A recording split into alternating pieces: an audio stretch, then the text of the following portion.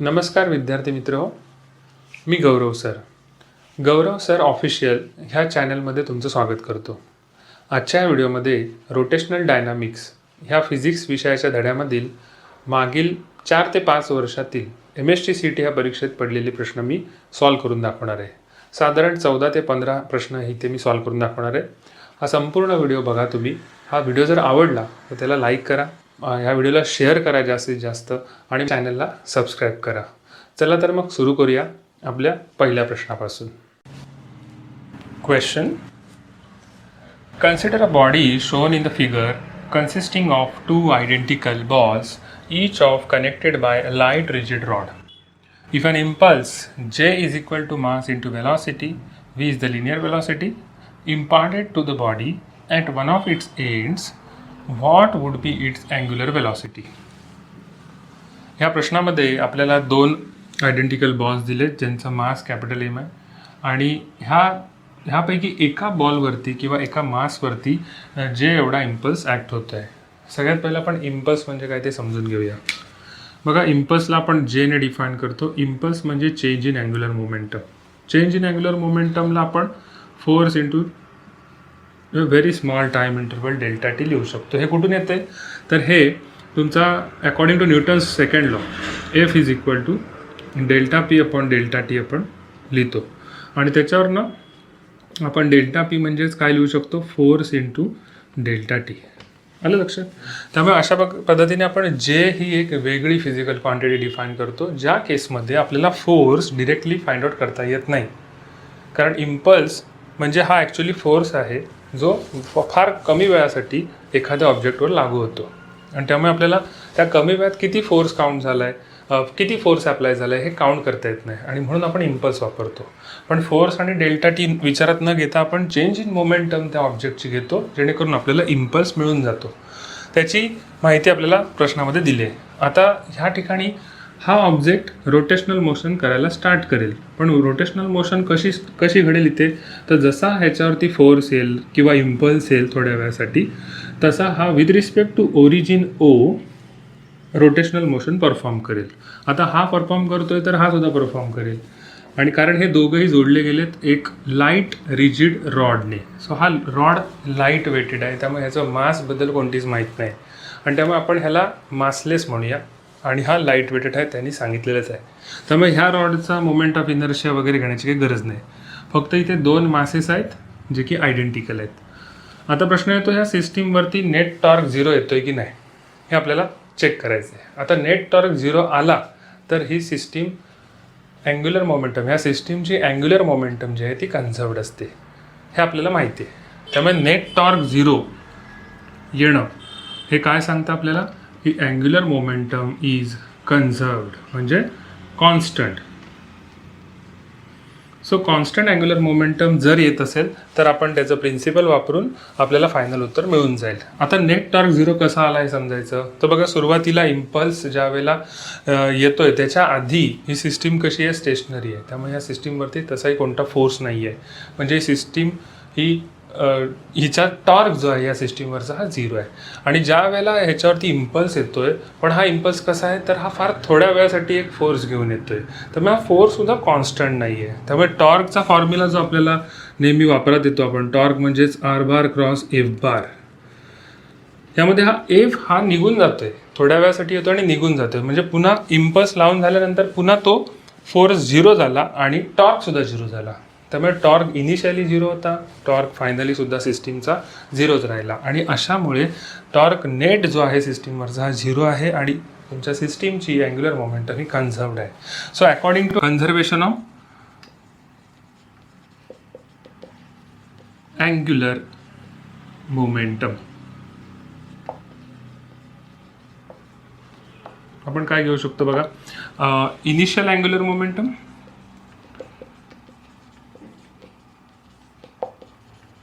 Is equal to final angular momentum. मग initial angular momentum काय आहे तर ज्या वेळेला इम्पल्स सिस्टीमवरती अप्लाय होतो आहे, जस्ट तो फोर्स ह्या सिस्टीमवरती म्हणजे ह्या पर्टिक्युलर मासवरती अप्लाय होतो आहे, त्यावेळेला इथे किती अँग्युलर मोमेंटम आहे. तर आपल्याला फॉर्म्युला माहिती आहे, अँग्युलर मोमेंटमचा फॉर्म्युला हा generally R cross P vector असंही लिहितो आपण एल वेक्टरला, किंवा इट इज MVR असंही लिहितो. ह्याच्यात व्हॅल्यू सबस्टिट्यूट करून आपण तो फॉर्म्युला मिळवतो. मग आपल्या केसमध्ये हा पर्टिक्युलर ऑब्जेक्टचा मास आहे कॅपिटल M, व्हेलॉसिटी V तशी दिलेलीच आहे. पण आर काय बरं, तर आर हा ह्या सेंटरपासूनचं असलेलं अंतर जे की L/2 आहे. ह्यासाठी सुद्धा ते L/2च राहील. इथपासून एवढं अंतर, इथपासून एवढं, हे दोन्हीही मास आयडेंटिकल आहेत. त्यामुळे आपण L/2 हे अंतर घेतो आहे. ओरिजिन जो सेंटर ऑफ मास आहे त्याला ओरिजिनलाच आपण लोकेट करू शकतो. ठीक आहे. सो आपल्याला अँग्युलर मोमेंटम इनिशियल फक्त ह्या मासचं विचारात घ्यायचं आहे, जे की MV आणि आर आहे आपला L/2 एवढं असेल. फायनल अँग्युलर मोमेंटम काय, तर आपण अँग्युलर मोमेंटमला in terms of moment of inertia असं सुद्धा लिहितो, that is L bar is equal to I omega. लक्षात घ्या.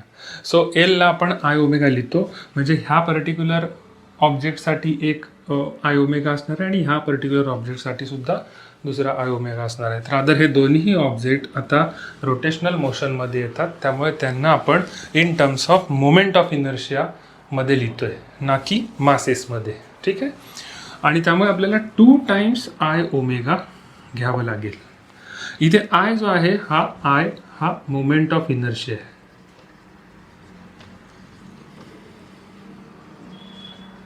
Okay. So moment of inertia for this particular object आता with respect to origin O काय असेल, तर मोमेंट ऑफ इनर्शिया आपण ह्या पर्टिक्युलर ऑब्जेक्टसाठी ML/2 स्क्वेअर असं घेणार आहोत, कारण त्याचा general formula is MR square असतो. हा ऑब्जेक्ट आहे, ह्या पर्टिक्युलर ॲक्सिसला तो इथे एक ॲक्सिस आपण परपेंडिक्युलर असं दाखवला तर तो असा फिरणार आहे, आणि त्यामुळे ही एवढी त्याची R व्हॅल्यू आहे जी की L/2 आहे. अशा रीतीने मोमेंट ऑफ इनर्शियाची पण व्हॅल्यू आपल्याला माहितीची झाली. जस्ट आपल्याला गोष्टी substitute करायच्यात.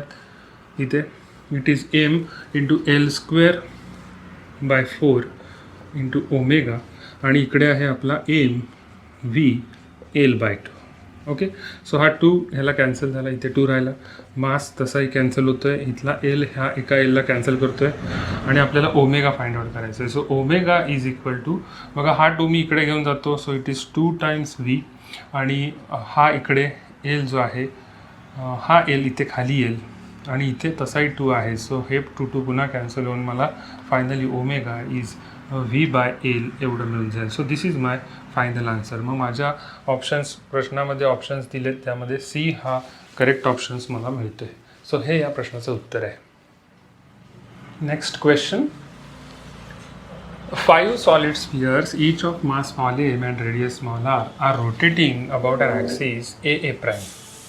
Moment of inertia about system is. So he system आहे, ह्या सिस्टीममध्ये 5 सॉलिड स्फिअर आहेत. किती? 5. त्यापैकी हा आणि हा हे with respect to its own central axis move होत आहेत. पण हा आणि हा थोडासा वेगळा आहे. बघा, ह्यांचा सेंट्रल ॲक्सिस हा त्यांच्या सेंटर ऑफ मासमधून जाईल इथून, पण जे त्यांचे रोटेशनल ॲक्सिस आहे तो कुठेतरी असा आहे, टँजंट आहे त्यांच्यासाठी. आणि त्यामुळे आपल्याला इथे ह्या 2 पर्टिक्युलर स्फिअरसाठी पॅरलल ॲक्सिस थेरम वापरायचे, आणि त्याच्यावरनं त्यांचे moment of inertia find out करायचे. सो आपण हे चित्र ह्या पर्टिक्युलर ऑब्जेक्टसाठीचं चित्र थोडंसं इथे व्यवस्थित काढून घेऊया. लेट अस से एक आपण सॉलिड स्फिअर कन्सिडर करूया, ज्यामध्ये त्याचा सेंट्रल ॲक्सिस जो आहे तो आपण बघतोय विथ रिस्पेक्ट टू ओरिजिन. आपण इथे O म्हणूया, आणि ही त्याची आहे रेडियस R, आणि ह्याचं मास, रेडियस आपण स्मॉल r घेऊया कारण प्रॉब्लेममध्ये त्यांनी स्मॉल r सांगितलं आहे, आणि मास ह्या स्पिअरचं स्मॉल m आहे. ठीक आहे. हा sphere with respect to its central axis जर अशा पद्धतीने फिरत असेल तर ह्याचा मोमेंट ऑफ इनर्शिया आपण म्हणूया I0, जो की 2/5 mr². सो हे झालं ह्या पर्टिक्युलर ॲक्सिससाठी. पण आपण ॲक्सिस दुसरा घेतला, म्हणजे कोणता, तर एक असा ॲक्सिस जो सेंट्रल ॲक्सिसला पॅरलल आहे आणि R एवढ्या अंतरावरती आहे.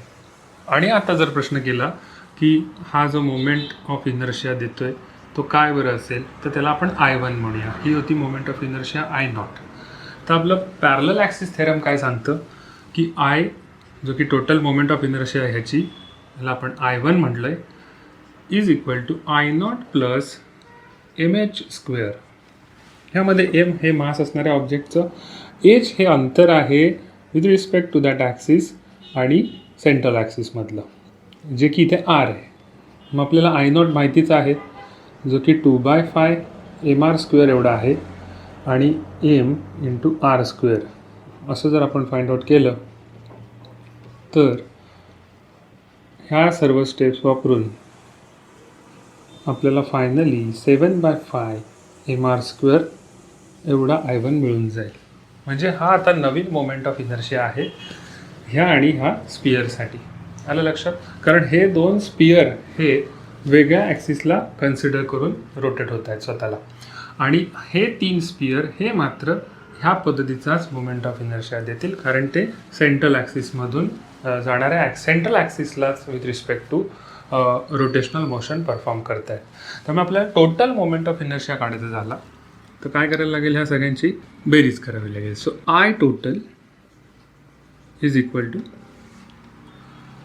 2 टाइम्स, बघा आता हे 2 स्पियर आहेत त्यामुळे मी म्हणतो 2 टाइम्स I1, कारण ह्या 2 स्पियरसाठी I1 हा मोमेंट ऑफ इनर्शिया येणार आहे, आणि बाकीचे जे 3 स्पियर आहेत त्यांसाठी 3 टाइम्स I0 असं मी घेणार आहे, कारण त्यांच्यासाठी I0 हीच व्हॅल्यू आपल्याला वापरावी लागेल. सो 2 टाइम्स I1 आहे माझं 7/5 mr², आणि 3 टाइम्स I0 आहे 2/5 mr². सो हे आपण सोडवूया अशा पद्धतीने. बघा 7 दुणे 14/5 mr² प्लस 3 दुणे 6/5 mr². सो 14 अधिक 6 20/5 mr², जे की 4 mr² एवढं उत्तर आपल्याला देऊन जातील I टोटल.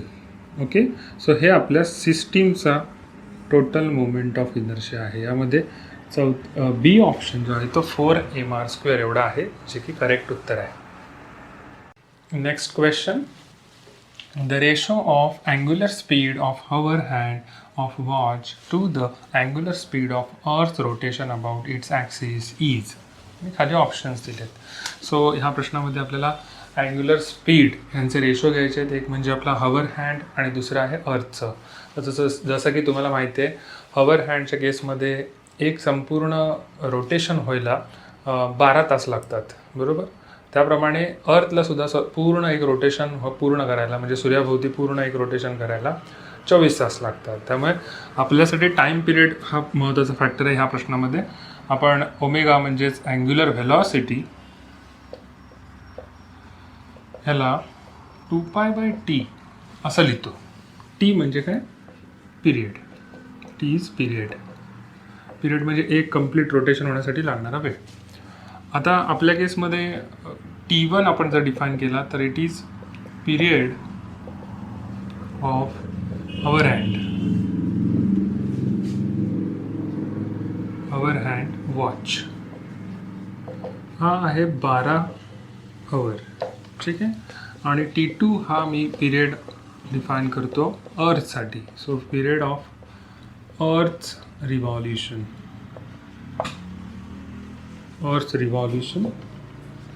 अराउंड सन हा आहे 24 तास. सो आपण सबस्टिट्यूट करूया ह्या व्हॅल्यूज. ω1/ω2 जर मला घ्यायचं आहे, जसं की प्रश्नामध्ये त्यांनी ω1/ω2 विचारले, जे की 2π/T1/2π/T2 असणार आहे, ज्यामध्ये T1 आणि T2 आपण ऑलरेडी डिफाईन केले. तर आपल्याला जस्ट सबस्टिट्यूट करायचं आहे, पण त्याआधी जर आपण ह्याला सॉल्व केलं तर आपल्याला T2/T1 असं उत्तर मिळेल. अर्थात T2 आपला 24 आवर आहे आणि T1 आहे 12 आवर. सो ह्याचं उत्तर आपल्याला 2/1 एवढं मिळेल, जे की आपला ए ऑप्शन असणार आहे. ह्या ठिकाणी एक गोष्ट महत्त्वाची आहे, याचं SI युनिट जे असतं ते rad/सेकंद असतं. आपल्याकडे जो टाईम पिरियड आला आहे तो हॉवरमध्ये आहे, आपण त्याला सेकंडमध्ये कन्वर्ट करण्यात आपला वेळ घालवायचा नाही आहे. याचं कारण का कारण आपल्याला त्या दोन्ही गोष्टींचे रेशो घ्यायचे आहेत, म्हणजे आपल्याला 2 ओमेगासचे रेशो घ्यायचे आहेत. आणि ते रेशो घेताना तसंही इथे पिरियड हे कॅन्सल होत आहेत, त्यांचे डायमेन्शन्स कॅन्सल होत आहेत. त्यामुळे कोणत्याही एका फिजिकल क्वांटिटीचा जर आपण रेशो घेतला तर ती गोष्ट डायमेन्शनलेस होते. आणि त्यामुळे उगाच ह्याच्यामध्ये आपण वेळ घालवायची गरज नाही. सेकंड्स आणि हवरमध्ये कन्वर्जन करून इथे कॅल्क्युलेशन्स वाढेल. सो आपलं उत्तर आहे 2:1. Next question. A solid sphere of mass capital M and radius capital R is rotating about its diameter. A solid cylinder of same mass and same radius is also rotating about its geometrical axis. If both are rotating with same angular speed, then the ratio of their kinetic energies of rotation is. खाली options आहेत आणि आपल्या ह्या प्रश्नामध्ये आपल्याला 2 objects दिलेत. त्यातला पहिला आहे सॉलिड स्पियर. सो आपण एक डायग्राम काढूया ज्यामध्ये सॉलिड स्पियर जर आपण विचारात घेतला तर त्याच्या डायमीटरला जर आपण एक ॲक्सिस कन्सिडर केला तर ह्या ॲक्सिसच्या विथ रिस्पेक्ट टू हा सॉलिड स्पियर रोटेट होतो आहे काहीसा असा, ज्याची अँग्युलर वेलॉसिटी ओमेगा आहे. ह्याचं मास कॅपिटल एम त्यांनी गिवन दिलेलं आहे आणि रेडियस ह्याची आर आहे. ह्या केसमध्ये मुमेंट ऑफ इनर्शिया जर आपण फाइंड आउट केला, moment of inertia of solid, तर आपण 2/5 mr² एवढा त्याचा मोमेंट ऑफ इनर्शिया असणार आहे. आता दुसरा ऑब्जेक्ट त्यांनी आपल्याला जो दिला आहे तो म्हणजे सॉलिड सिलेंडर. तर सॉलिड सिलेंडर आपण सुरुवातीला एक काढून घेऊया. पण ह्या सॉलिड सिलेंडरचं एक वैशिष्ट्य असं आहे की जेवढं मास ह्या स्पियरचं आहे तेवढंच मास ह्या सॉलिड सिलेंडरचं सुद्धा आहे आणि रेडियससुद्धा सेम आहे. सो अशा पद्धतीने हा सॉलिड सिलेंडर त्याच्या जॉमेट्रिकल ॲक्सिसला रोटेट होतो आहे with the same angular speed. So angular speed दोघांसाठी सेम आहे, मास आणि रेडियसच्या व्हॅल्यूसुद्धा दोघांसाठी सेम आहे. त्यामुळे ह्याची लेंथ किती असेल हा प्रश्न आपल्यासमोर इथे येत नाही. आता ह्या स्पेसिफिक ऑब्जेक्टसाठी म्हणजे हा कोण आहे, सिलेंडर आहे. सो आपण त्याचा मोमेंट ऑफ इनर्शिया लेटस हे IC असं जर विचारात घेतलं तर इट इज 1/2 mr². ही गोष्ट आपल्याला माहिती पाहिजे. हे फॉर्म्युलेज आहेत, हे फॉर्म्युले आपण वापरणार आहोत आपल्या उत्तर शोधण्यासाठी. सो त्यांनी प्रश्नामध्ये विचारले की आपल्याला ratio of kinetic energy of rotations विचारले. सो या दोन्ही ऑब्जेक्टच्या कायनेटिक एनर्जीचा रेशो घ्यायचा आहे. तर जनरली आपल्याला माहिती आहे की कायनेटिक एनर्जी म्हणजे 1/2 mv².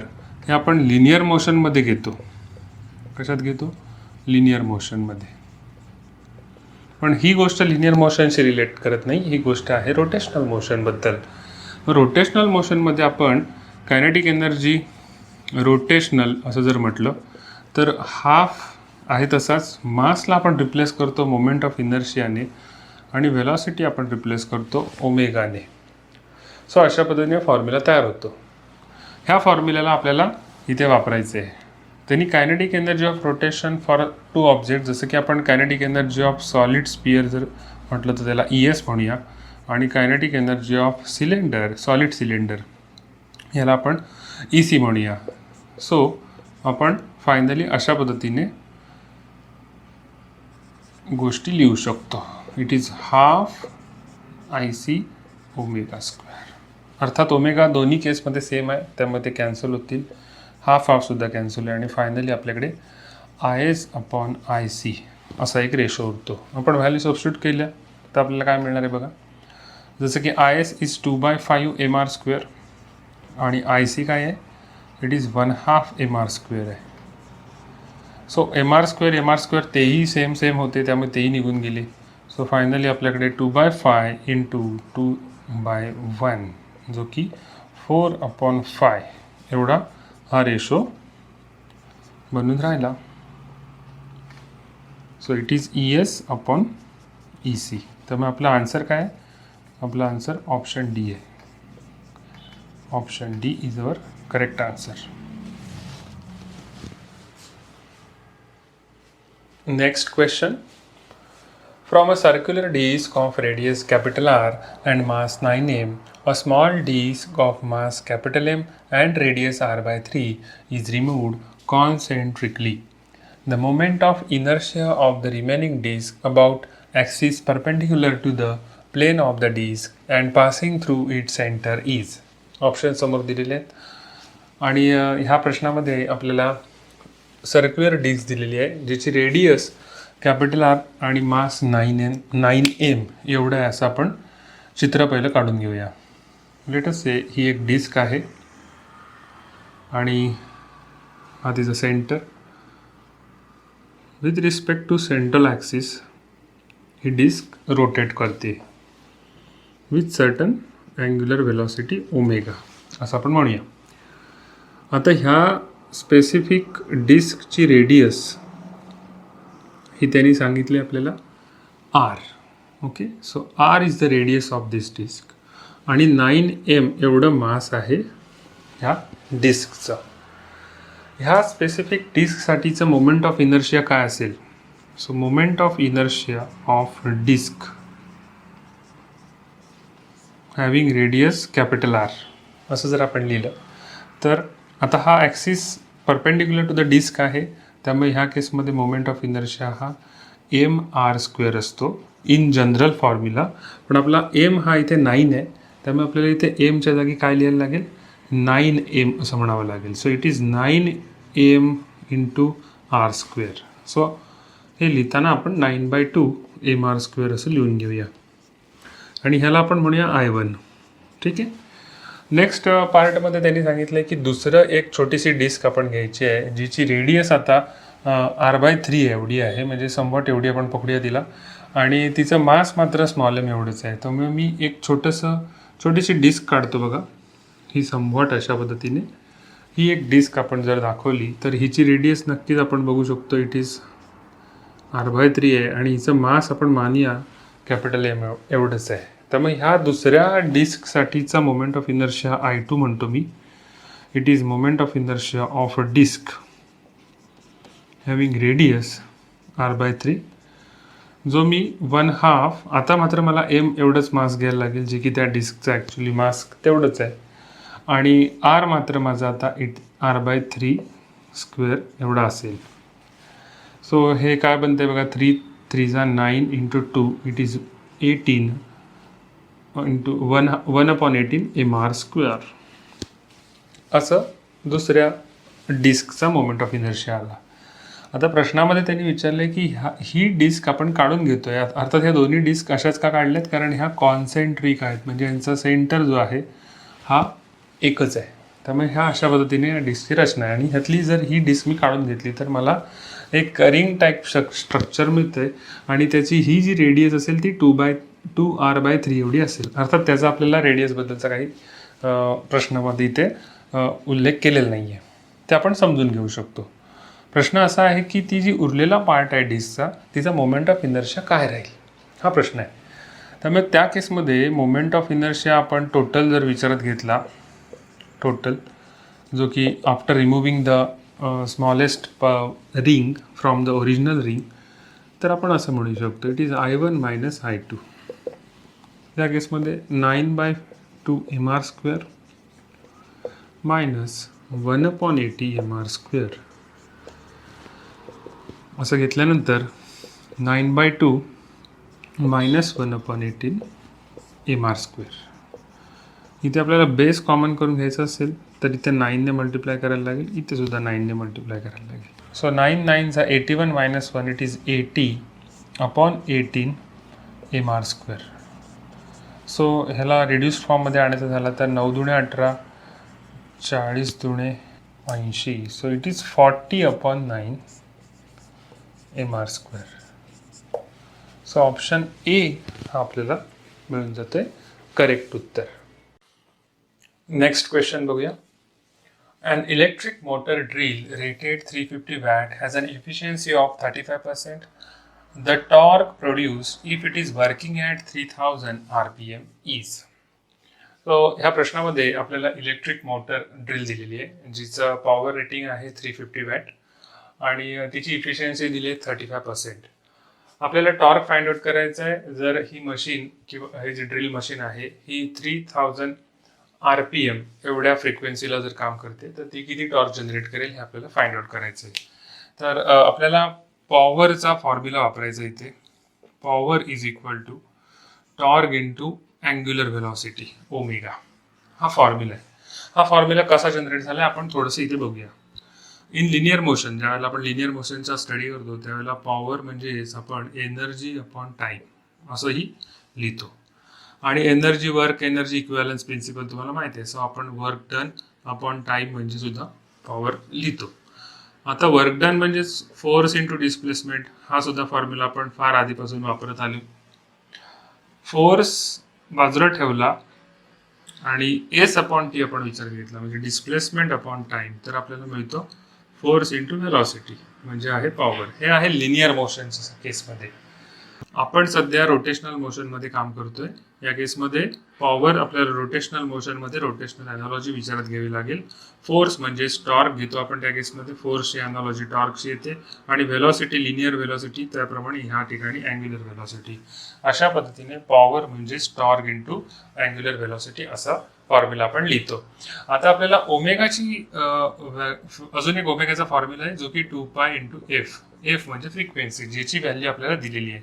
सो 2π इंटू एफ आपण जर इथे घेतला 3000 RPM, तर हा RPM म्हणजे रिव्हॉल्युशन्स पर मिनिट. हा RPM SI मध्ये नाही आहे बघा, इथे मिनिट हे युनिट आलंय RPM. हे आपल्याला कशात कन्वर्ट करायचंय, RPS म्हणजे काय करायला लागेल आपल्याला इथे सेकंड्स मध्ये आणायला लागेल एमला. त्यासाठी आपण काय करूया, 2π इंटू 3000 अपॉन 60 असं जेव्हा आपण करू त्यावेळेला RPMचं RPS मध्ये कन्व्हर्जन होऊन जाईल. यामध्ये आपण 6 1 जा 6 and 6 into 50 is 300 and 50 into 2 it is 100. So 100π. आणि ह्या ठिकाणी आपल्याकडे ओमेगा आहेच. आता ओमेगा आपल्याकडे आलेला आहे. आपण पॉवरच्या फॉर्म्युल्यामध्ये पुन्हा जाऊया. Power is equal to torque into omega, ज्यामध्ये टॉर्क आपल्याला माहिती नाहीये, जो फाइंड आउट करणार आहोत आपण. It is 100 into pi into torque म्हणजे पॉवर. पॉवर बद्दल आपल्याला माहिती दिली, it is 35% of 350. So 35 upon 100 into 350 is equal to torque into pi times 100.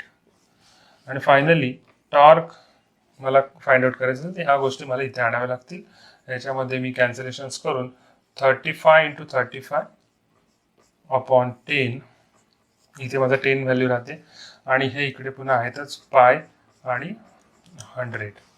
ह्या सगळ्या गोष्टी जेव्हा तुम्ही सॉल्व्ह कराल तेव्हा तुमचं उत्तर येईल 0.39. तुम्ही सॉल्व्ह करायला लागेल आपल्याला. आणि ते उत्तर इथे ऑप्शन सी. आणि याचं युनिट काय बनतं, तर torque is equal to 0.39 newton metre. Okay, हे या प्रश्नाचं उत्तर आहे. Next question. The radius of solid sphere is doubled by keeping its mass constant. The ratio of their moment of inertia about any of its diameter is.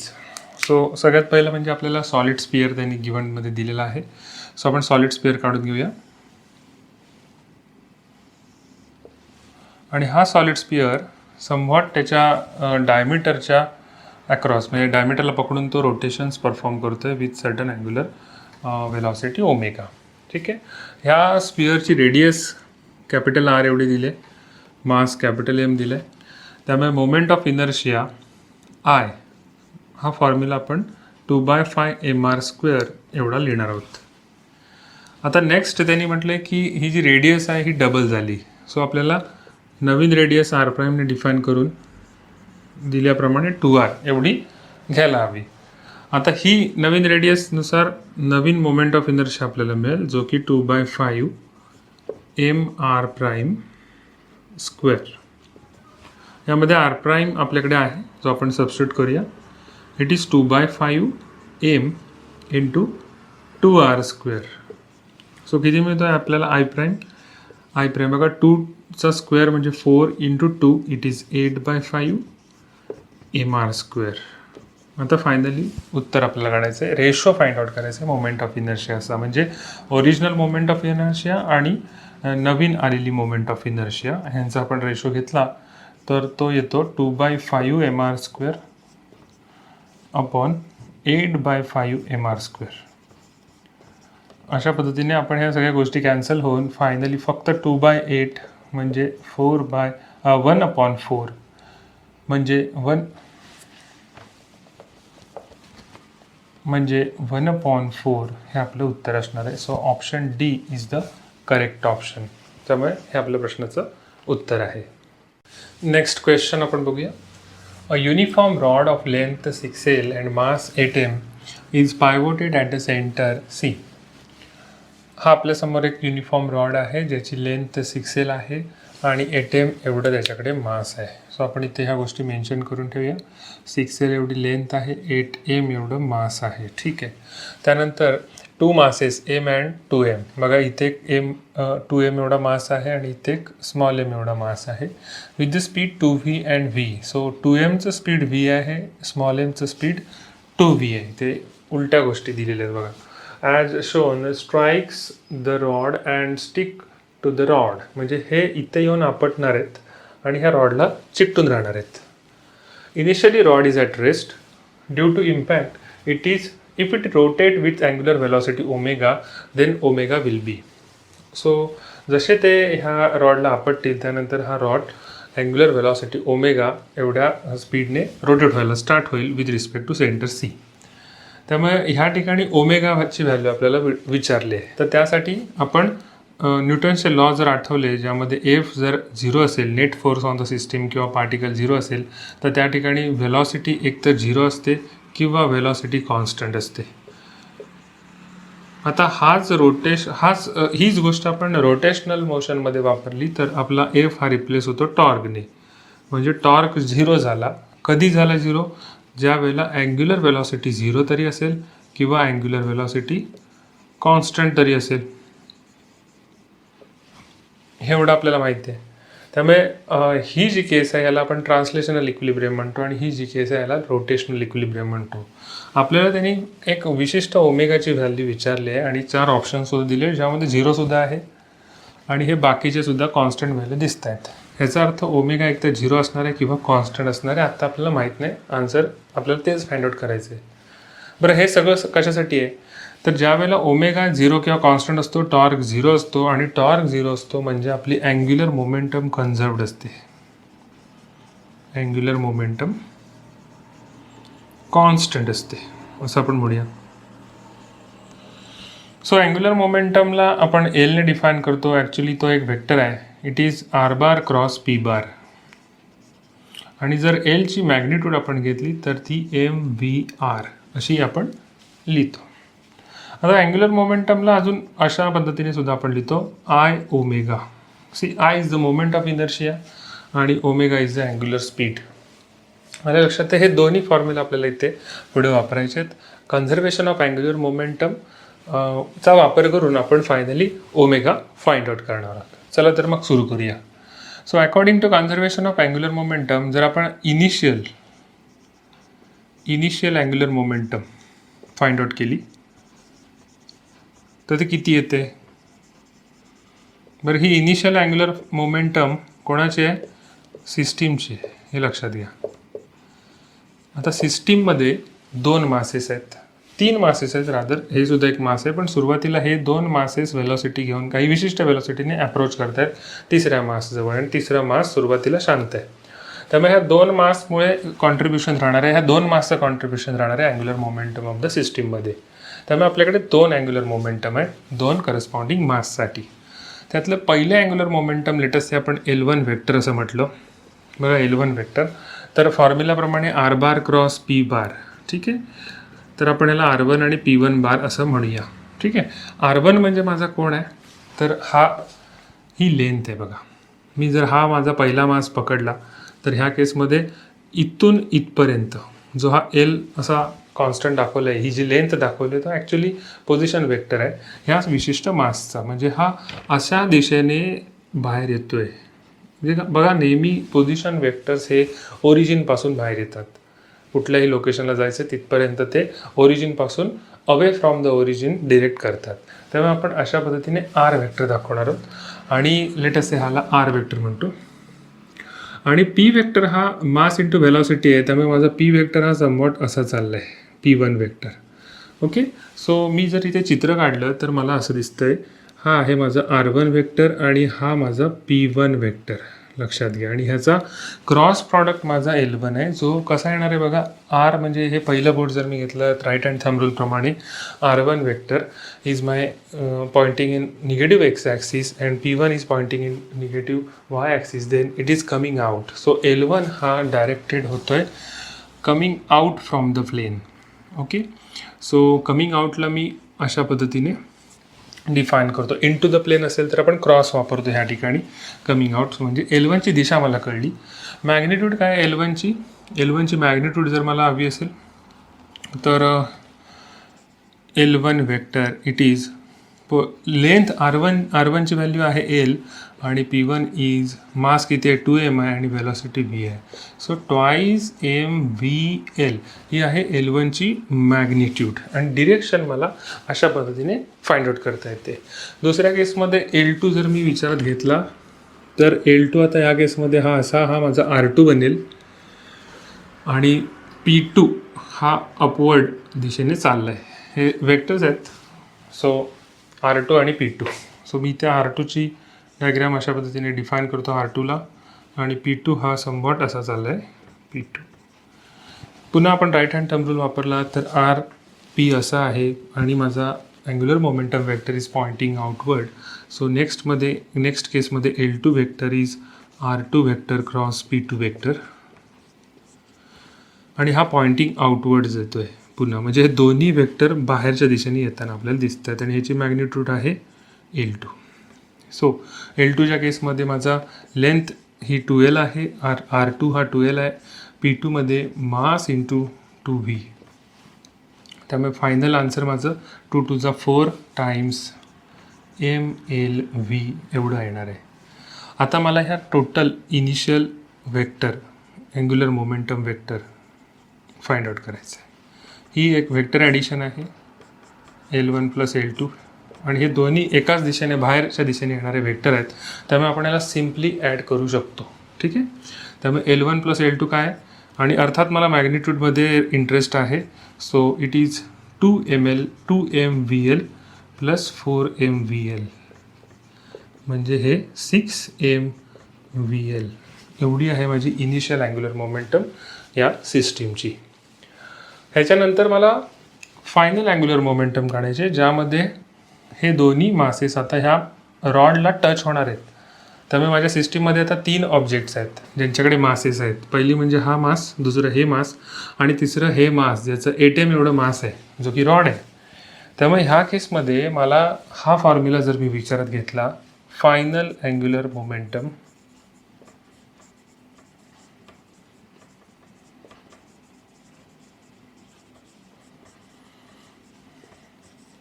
Of system तर मी ह्याला LF अर्थात ही magnitude मी विचारात घेतली तर I total जो की total moment of inertia into omega अर्थात omega मला शोधायचा आहे. सो I टोटल माझा 3 आहेत बघा I1 plus I2 plus I3 हे 3 मोमेंट ऑफ इनर्शिया असतील 3 वेगवेगळ्या ऑब्जेक्टसाठी. पहिला ऑब्जेक्ट कोणता हे मास, दुसरा ऑब्जेक्ट कोणता हे मास आणि तिसरा ऑब्जेक्ट म्हणजे हा रॉड. तर लेटस से I1 म्हणजे मी फॉर रॉडसाठी विचारात घेतला तर माझा फॉर्म्युला आहे 1/12 ml स्क्वेअर. अर्थात बघा इथे मास हा ह्या संपूर्ण रॉडचा आहे, लेंथ ही ह्या संपूर्ण रॉडची घ्यायची आहे जी की 6L आहे आणि 8m एवढा मास आहे. त्यामुळे मला इथे काय घ्यायला लागेल तर मला इथे 8m एवढं मास जे दिलं आहे ते घ्यायचे आणि 6L स्क्वेअर एवढं लेंथ घ्यायचे. ठीक आहे, हा मोमेंट ऑफ इनर्शिया आहे माझा ह्या विशिष्ट रॉडचा. So I1 is belongs to moment of inertia of rod plus I2 कोण आहे तर हे मास आता इथे येऊन थांबले आणि विथ रिस्पेक्ट टू सेंटर ही रोटेशनल मोशन परफॉर्म होणार आहे with the some angular velocity omega जी की आपण फाइंड आउट करतोय. आणि त्या केसमध्ये आपल्याला 2m टाइम्स डिस्टन्स जसं की अँग्युलर मोमेंट ऑफ इनर्शिया म्हणजे mass mr square. Moment of इनर्शियाचा इन जनरल फॉर्म्युला आपण काय लिहितो mr स्क्वेअर. तर ह्या केसमध्ये माझा mr स्क्वेअर म्हणजे कोण येणार आहे तर 2m इंटू एल स्क्वेअर. आलं लक्षात. So it is 2m into L square. हा I2 हा मी ह्या विशिष्ट माससाठी घेतो आहे. त्यानंतर I3 ह्या केसमध्ये पुन्हा हाच फॉर्म्युला मी इथे वापरणार आहे. So it is M into 2L square. M into 2L square आणि ह्या सगळ्याला मी ओमेगाने मल्टिप्लाय करीन. सो हे संपूर्ण ब्रॅकेटला मी ओमेगाने मल्टिप्लाय करणार आहे, लक्षात घ्या. सो हा माझे हे 3 moment of inertia into omega. So ह्याला पुढे सॉल्व केलं तर 12 आणि ते साईसंग 36 होत आहेत बघा. 36L स्क्वेअर होतं आणि 12 त्रिक 36. सो 8 त्रिक 24. So 24mL square plus 2mL square plus 2 जा 4. So 4mL square. बघा इथे सगळ्यांचे मास हे स्मॉल एममध्ये आहेत, मल्टिपल्स ऑफ स्मॉल एम आहेत. त्यामुळे आपल्याला हा सुद्धा एम स्मॉल एमच घ्यायला लागेल. हा सुद्धा स्मॉल एमच आहे. 8 टाइम्स स्मॉल एम आहे तो. So 24 plus 2 plus 4 it goes to around 30 mL square. It is 30 mL square. Okay. So ह्याच्या पुढे ओमेगा सुद्धा आहे, याच्या इथे सुद्धा ओमेगा आहे. सो हा आहे फायनली LF वेक्टरची magnitude. So my final angular momentum of the system is 30 mL square omega. आता आपण कन्झर्वेशन ऑफ अँग्युलर मोमेंटमचं प्रिन्सिपल वापरूया. सो ह्या केसमध्ये आपण LI वेक्टरची magnitude is equal to LF वेक्टरची मॅग्निट्यूड असं आपण लिहू शकतो. LI वेक्टर हा मला 6mVL एवढा मिळाला आहे. इट इज 6mVL आणि इकडे मला 30 mL square omega. It is 30 mL square omega. M तसाही कॅन्सल होतो आहे. 6 1 जा 6, 6 5 जा 30. VL एल इथनं एक कॅन्सल होईल ह्याच्याशी. सो V अपॉन हा 5 आणि हा एल इकडे येईल इज ओमेगा. हे आहे आपलं उत्तर. आता हे उत्तर आपलं ऑप्शनमध्ये आहे का? तर yes, V upon 5L is the option आणि जे आपलं करेक्ट उत्तर असणार आहे ह्या प्रश्नाचं. अशा पद्धतीने आपल्याला काय समजते तर ओमेगा हा कॉन्स्टंट आहे, ज्याची एक कॉन्स्टंट व्हॅल्यू आहे आणि त्यामुळे angular momentum of the system, conservation of angular momentum of the system हे जे प्रिन्सिपल आपल्याला इथे विचारात घेऊन प्रॉब्लेम सॉल्व्ह करायचा होता ते आपलं बरोबर आहे. आलं लक्षात? असं हे या प्रश्नाचं उत्तर. Next question. A thin metal wire of length L and uniform linear mass density rho is bent into a circular coil with O as the center. The moment of inertia of a coil about the axis x prime is. अगर दिलेल्या प्रश्नामध्ये ही एक coil आहे आणि ह्या कॉईलची length L आहे. So ही coil actually एका length एलिमेंटपासून बनवले आणि जी सर्क्युलर आहे आणि तिचं सेंटर O आहे. त्यामुळे ॲक्च्युली या कॉईलची जी लेंथ आहे L ही ह्या पूर्ण सर्क्युलर कॉईलला आपण 2πr अशा सर्कम्फरन्समध्ये लिहू शकतो. सो L अँड Rचं हे रिलेशन आपल्याला इथे समोर दिसून येते. आता ह्या कॉईलचा moment of inertia find out करायचा आहे about its axis X and X prime. लक्षात घ्या, हा एक ॲक्सिस आहे, ही काय कॉईल किंवा रॉड नाही आहे. सो ह्या ॲक्सिसला ही कॉईल रोटेट होते, म्हणजे ही पूर्ण कॉईल अशी फिरणार आहे. सो ह्या ॲक्सिसला रोटेशन हे समवट अशा पद्धतीने आहे. अँग्युलर वेलॉसिटी ओमेगा एवढ्या अँग्युलर वेलॉसिटीने ते रोटेशन्स होत असतील असं आपण मानू शकतो. तर आपल्याला moment of inertia find out करायचं असेल तर सगळ्यात पहिला फॉर्म्युला म्हणजे moment of inertia of coil about diameter असं जर आपण घेतलं तर तो फॉर्म्युला येतो 1/2 mr². आता आपण इथे ह्या फॉर्म्युल्याला I0 म्हणूया. म्हणजे काय तर ही कॉईल ह्या ॲक्सिसला जर रोटेशन्स विथ रिस्पेक्ट टू ह्या ॲक्सिसला जर रोटेशन परफॉर्म करत असतील म्हणजे इथे एक डायमीटर दिसते आपल्याला. सो तर आपण हा फॉर्म्युला घेऊ शकतो. पण ॲक्च्युअलमध्ये इथे एक वेगळा ॲक्सिस घेतला आहे आणि त्याच्या विथ रिस्पेक्ट टू आपल्याला moment of inertia find out करायचं आहे. म्हणजे त्याच्या विथ रिस्पेक्ट टू रोटेशन्स होत आहेत इथे. पण त्या केसमध्ये आपण पॅरलल ॲक्सिस थेरम वापरूया. So according to parallel axis theorem. So parallel axis theorem काय सांगतं आपल्याला तर आपल्याकडे एक फॉर्म्युला आहे त्याचा I is equal to I not plus M H square. ठीक आहे. ह्या केसमध्ये आय नॉट हा आपला इथे आहे, जो की ह्या सेंटर ऑफ मासला जर एक ॲक्सिस काढला तर त्याच्या अक्रॉस रोटेशन्स होते असतील तर असलेला मोमेंट ऑफ इनर्शिया. पण एम एच स्क्वेअर म्हणजे काय, तर मास ऑफ दिस कॉईल जे की कॅपिटल एम आहे, आणि एच म्हणजे ह्या दोन ॲक्सिसमधलं अंतर जे की आर स्क्वेअर आहे. सो आपण डिरेक्टली ह्या व्हॅल्यू सबस्टिट्यूट करूया. It is 1/2 M R square plus M R square. So हा मिळेल आपल्याला 3/2 एम आर स्क्वेअर, जो आहे मोमेंट ऑफ इनर्शिया. आता आपण इथे जो कॅपिटल एम आहे, आर आहे, ह्या दोन्ही गोष्टी इथे आपल्या ऑप्शन्समध्ये नाहीत. जर तुम्ही नीट बघितलं तर इथे डेन्सिटी, लिनियर मास डेन्सिटी दिली आणि एलच्या भाषेत हे उत्तर आलं आहे. त्यामुळे ह्या दोन्ही गोष्टी आपल्याला चेंज करून जसं ऑप्शन आहे त्यामधल्या क्वांटिटीजमध्ये हे उत्तर शोधायचं आहे. मग ह्यासाठी आपल्याला काय करावं लागेल, तर सगळ्यात पहिलं गोष्ट म्हणजे linear mass density. Linear mass density ही आपण रोने लिहितोय. It is mass per unit length, आणि त्याच्यावरनं मासला आपण रिप्लेस करूया इन टर्म्स ऑफ रो आणि एलमध्ये. म्हणजे आपल्याला रो आणि एल मिळायला लागला इथे. मासला जर मी रिप्लेस केलं रो आणि एलमध्ये तर so I can replace here this mass. Now R square, जसं की आपल्याला इथे आर आणि एलमध्ये रिलेशन माहिती आहे.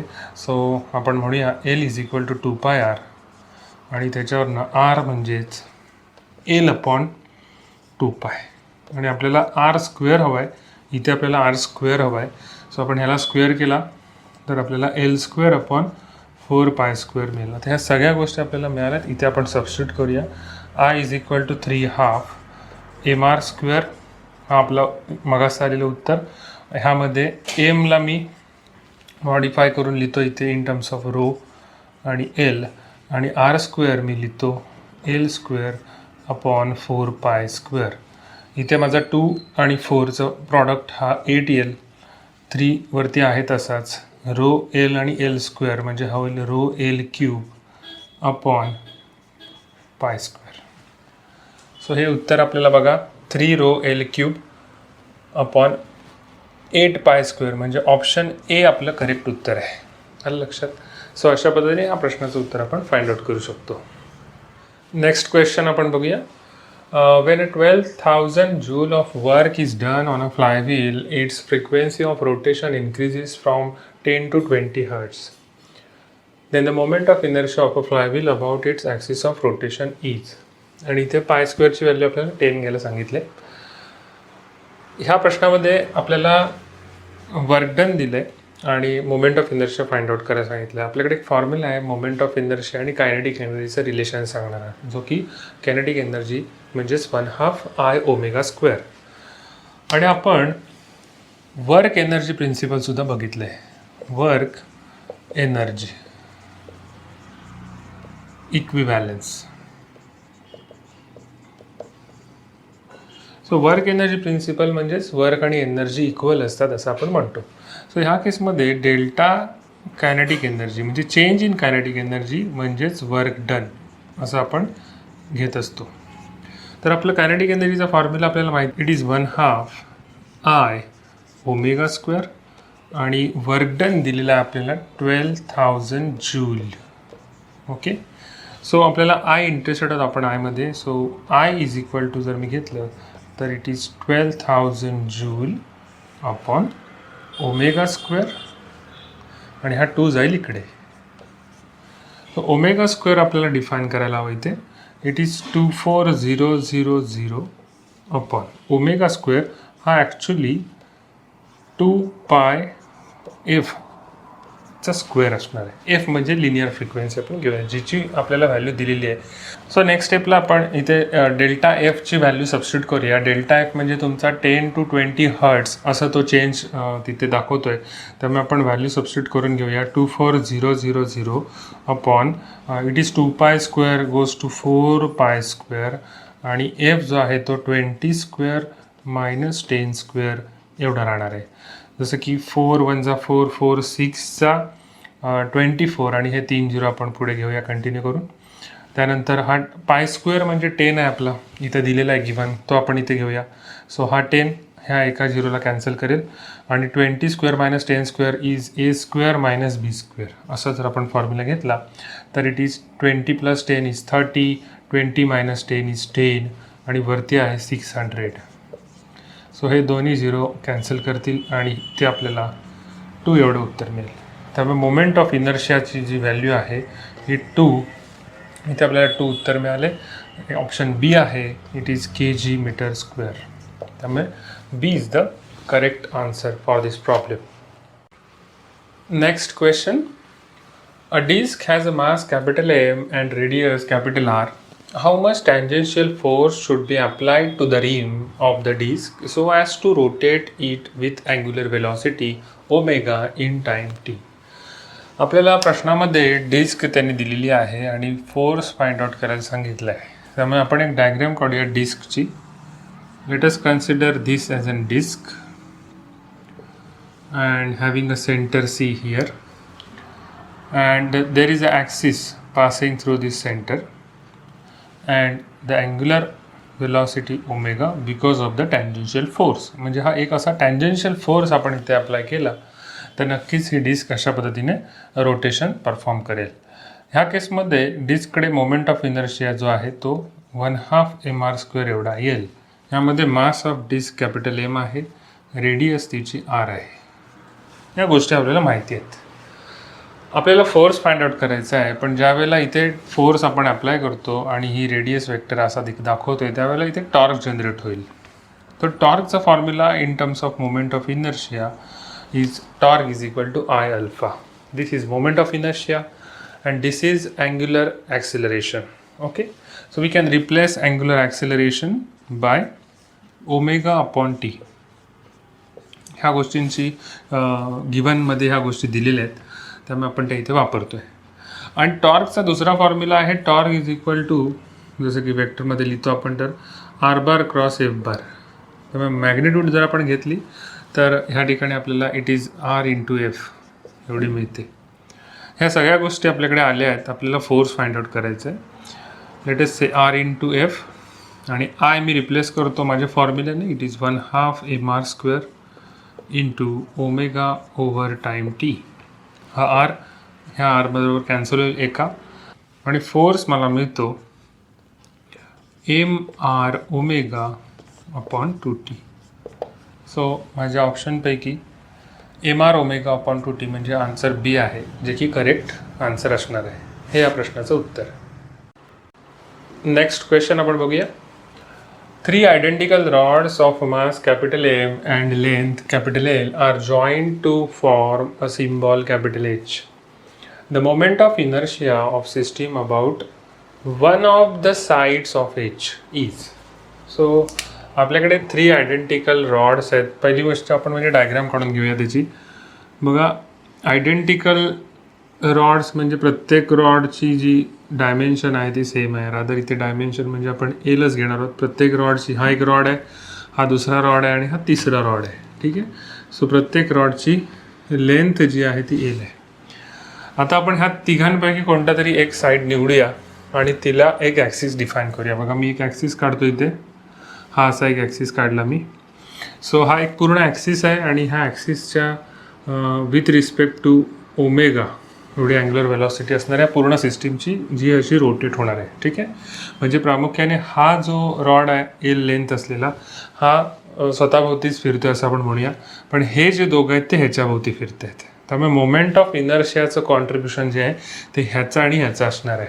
त्यामुळे आपल्याला total moment of inertia I total असं फाइंड आउट करायचं आहे आणि त्यासाठी आपण डिफाईन करूया I1 plus I2 plus I3. आता I1 I2 I3 काय, तर हा एक नंबरचा रॉड आपण म्हणूया, हा सेकंड नंबरचा आहे आणि हा थर्ड नंबरचा रॉड आहे. तर I3 डेफिनेटली 0 जाणार आहे, कारण स्वतःभोवतीच तो with respect to its own axis तो रोटेट होतो आहे, त्यामुळे त्याचा मोमेंट ऑफ इनर्शिया आपण नाही घेऊ शकत.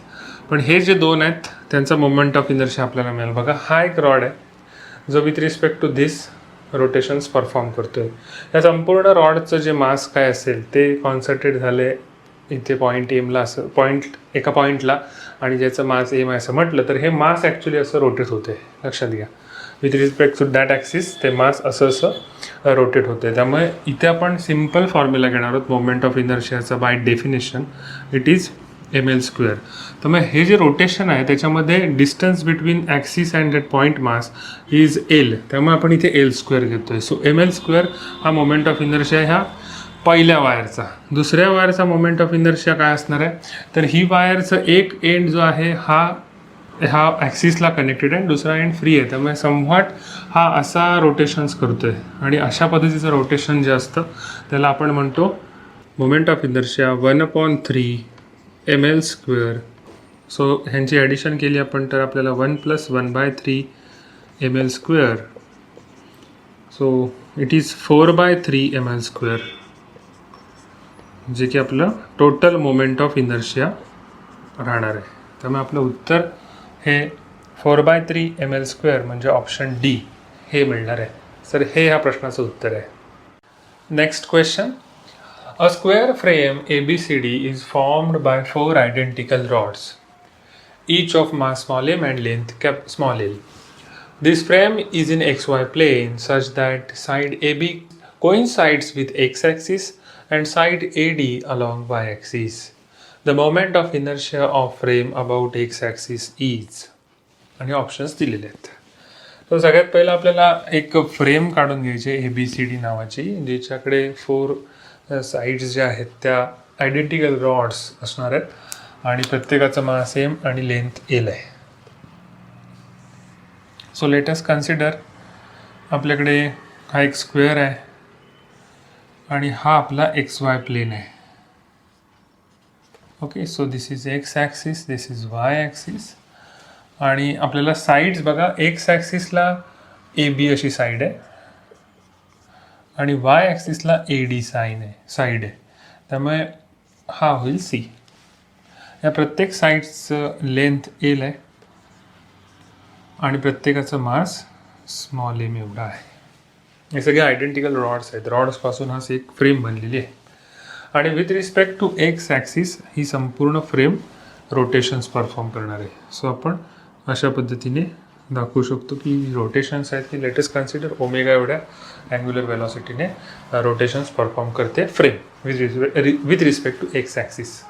त्यामुळे इथे 4 मासेस आहेत किंवा 4 ऑब्जेक्ट्स आहेत, 4 रॉड्स आहेत ते रादर, आणि त्यांची प्रत्येकाचे मोमेंट ऑफ इनर्शिया आपल्याला फाइंड आउट करायचे आहेत आणि मग आपल्याला टोटल मोमेंट ऑफ इनर्शिया सिस्टीमचा मिळून जाईल.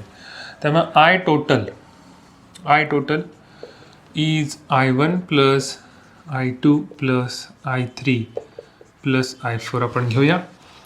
Late us consider this is first rod, this is second rod, this is third rod and this is fourth rod. बघा, फर्स्ट रॉड जो आहे तो इथेच आहे आणि with respect to its own axis तो रोटेशन परफॉर्म करतो. त्यामुळे तो कोणत्याही मोमेंट ऑफ इनर्शिया कॉन्ट्रीब्युशन देणार नाही आहे. त्यामुळे राहतं कोण, तर दुसरा, तिसरा आणि चौथा. सो हे 3 रॉड मोमेंट ऑफ इनर्शिया कॉन्ट्रीब्युशन्स करणार आहेत. त्यामुळे पहिला I1 जो आहे तो 0 होऊन जाईल. बघा, हा जो रॉड आहे हा एक एल एवढ्या अंतरावरती आहे, बरोबर. हे जे डिस्टन्स आहे एल आहे, जसं की इथे आपण बघतोय, इथे सुद्धा दिसतंय.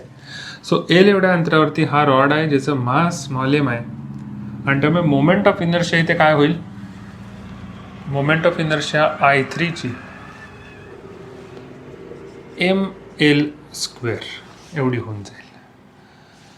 I2 आणि I4 असे जे 2 रॉड आहेत हे, यांच्या मोमेंट ऑफ इनर्शिया I2 आणि I4 ह्या सेम आहेत, कारण ते बघा विथ रिस्पेक्ट टू ॲक्सिस समव्हॉट असे आहेत आणि ते असे रोटेशन्स परफॉर्म करणार आहेत. त्यामुळे त्यांचे मोमेंट ऑफ इनर्शिया सेम येतील, जे की 1/3 ऑफ ml² एवढे असतात. अकॉर्डिंग टू फॉर्म्युला आपण ह्या गोष्टी लिहू शकतो, कारण त्यांचा एक जो एंड आहे तो कनेक्ट आहे ॲक्सिसला, दुसरा एंड ओपन आहे. सो त्या केसमध्ये आपल्याला 1/3 ऑफ ml² एवढा मोमेंट ऑफ इनर्शिया राहतो. आता आपल्याला ह्या गोष्टी सबस्टिट्यूट करायच्यात आणि आपण आय टोटल मिळवू शकतो. आय टोटल आपल्याला काय मिळणार आहे, तर इट इज ml² प्लस हे 2 वेळा आहेत, त्यामुळे 2/3 ml², म्हणजेच किती होईल आपला 3 + 2 5/3 ml². बघा, आपला ऑप्शन ए जो आहे तो इथे करेक्ट आहे या केसमध्ये. त्यामुळे option A is the right answer for this question. Next question. The moment of inertia of a ring about an axis passing through a center and perpendicular to its plane is I. It is rotating with angular velocity omega. Another identical ring is gently placed on it so that their centers coincide. If both the rings are rotating about the same axis, then the loss in kinetic energy is what? असा प्रश्न दिलेला आहे आपल्याला बघा.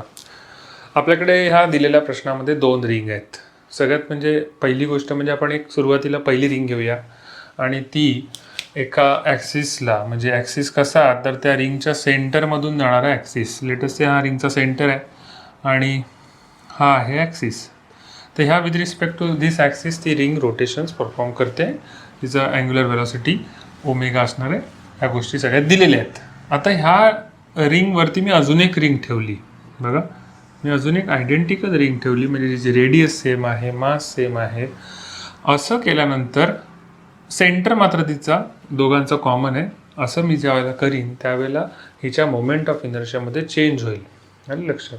आणि त्या change झालेल्या moment of इनर्शियामुळे kinetic एनर्जीमध्ये loss घडून येईल आणि तो किती आहे तो आपल्याला फाइंड आउट करायचा आहे. त्यासाठी आपण अँग्युलर मोमेंटम कन्झर्वेशन प्रिन्सिपल वापरणार आहोत. अँग्युलर मोमेंटम कन्झर्वेशन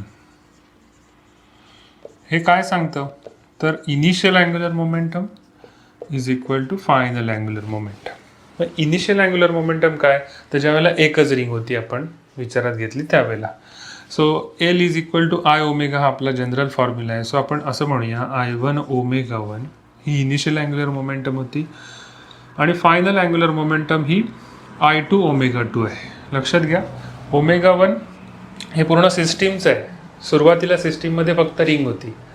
आता नेक्स्ट केसमध्ये आपण दुसरी रिंग पण आणली, म्हणजे सिस्टीममध्ये 2 रिंग झाल्या आणि 2 रिंग झाल्यावर ओमेगा 2 नक्कीच बदलणार आहे. आणि तो ओमेगा 2 किती बदलणार आहे तो आपण पहिल्यांदा फाइंड आउट करून घेऊया. ठीक आहे. आणि ह्या गोष्टी आपल्याला काय सांगतायत की आपली सिस्टीम ही एक कॉन्स्टंट अँग्युलर वेलॉसिटीने मूव्ह होते, रोटेट होते असं म्हणूया आपण. म्हणजे सिस्टीमकडे कॉन्स्टंट अँग्युलर वेलॉसिटी आहे. याचा अर्थ सिस्टीमवरती नेट टॉर्क 0 आहे. ही गोष्ट तुम्हाला लक्षात घ्यायची आहे. आणि ज्यावेळेला सिस्टीमवरती नेट टॉर्क 0 असतो त्यावेळेला आपण अँग्युलर मोमेंटम कन्झर्वेशन प्रिन्सिपल वापरू शकतो आणि म्हणून ते आपण इथे वापरले. तर सुरुवातीला आय त्यांनी गिवन दिला होता, म्हणजे आपण इथे काही बेसिक अझम्पशन्स विचारात घेतली पाहिजेत. आय हा आपला I1 हा आपला आय आहे लक्षात घ्या. ओमेगा 1 हा सुद्धा ओमेगाच दिलेला आहे बघा. ओमेगा हे सुरुवातीचं पहिलं अर्ध वाक्य आहे प्रश्नामध्ये, ते फक्त एक रिंगसाठीचं माहिती देणार आहे. नंतर आपला I2 जो आहे त्या केसमध्ये 2 आयडेंटिकल रिंग आता सिस्टीममध्ये आल्या, त्यामुळे तो नक्कीच 2I बनेल. हे आपल्याला जसं की त्याचं मास वाढतं आहे त्यामुळे it is multiple 2 times of I सुद्धा मोमेंट ऑफ इनर्शिया वाढून जाईल. आणि ओमेगा जो आहे सेकंड ओमेगा 2 हा आपल्याला फाइंड आउट करायचा आहे. तो आपण फाइंड आउट करू शकतो इथे व्हॅल्यू सबस्टिट्यूट करून. बघा काय मिळतो आहे. It is I omega which is equal to 2I omega 2. Omega 2 मला माहीत नाही त्यामुळे मी ओमेगा 2च म्हणणार आहे त्याला. हा इथे एक कॅन्सल झाला, हा कॅन्सल झाला आणि ओमेगा बाय 2 म्हणजेच माझा ओमेगा 2 आहे. म्हणजे माझं अँग्युलर स्पीड किंवा अँग्युलर वेलॉसिटी ही निम्मी होते ज्यावेळेला मी एक एक्स्ट्रा रिंग तिथे ॲड करतो आहे. हीच गोष्ट माझ्या कायनेटिक एनर्जीला बदलते. कायनेटिक एनर्जीचा फॉर्म्युला काय सांगतो मला, K is equal to half I omega square. बरोबर.